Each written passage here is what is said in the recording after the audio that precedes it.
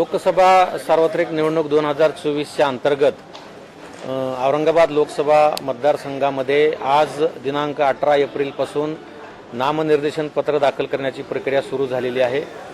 या संदर्भातले नोटिफिकेशन आम्ही सकाळी सर्व ठिकाणी प्रसिद्ध केलेलं आहे। वर्तमानपत्र, सर्व स्थानिक स्वराज्य संस्था, सर्व कार्यालयाच्या माध्यमातून नोटिफिकेशन प्रसिद्ध झाल्यानंतर आज 11 वाजल्यापासून नामनिर्देशन पत्र देण्यासाठी आणि स्वीकारण्याची प्रक्रिया या ठिकाणी सुरू झालेली होती।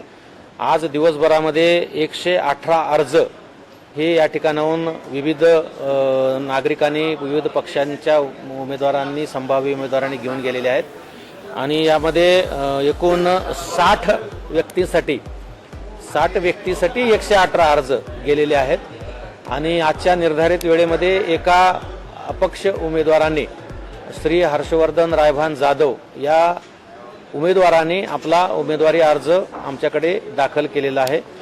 ही उमेदवारी अर्ज स्वीकारण्याची प्रक्रिया रविवारचा दिवस वगळता इतर दिवशी दिनांक 25 एप्रिलपर्यंत 11 ते 3 या कालावधीमध्ये सुरू राहणार आहे आणि या पद्धतीची निवडणूक प्रक्रिया आपल्या औरंगाबाद लोकसभा मतदारसंघामध्ये सुरू आहे।